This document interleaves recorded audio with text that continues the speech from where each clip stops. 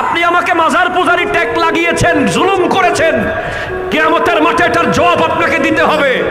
আপনি আমাকে ভণ্ড বলেছেন না জেনে, আপনি জালেম, জুলুম করেছেন।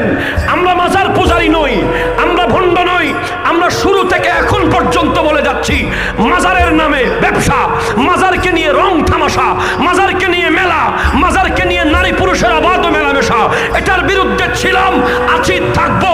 আর হক্কানি ওলি আল্লাহর জিয়ারত করব, জীবনী আলোচনা করব, উরস করব। ঠিক কিনা কথা বলে? আপনি আমাকে যাই বলেন, বাংলাদেশের কোনো হক্কানি ওলির মাজার যদি টাচ করেন, আমরা জীবন দিয়ে দেব। আপনি ভণ্ডের মাজার ভাঙতে গিয়ে আবার যদি হক কোনো ওলির মাজার তো দূরের কথা, এলাকায়ও যদি টাচ করেন, আমরা জীবন দেব। হাত তুলে বলেন ঠিক কিনা, জোরে বলেন না।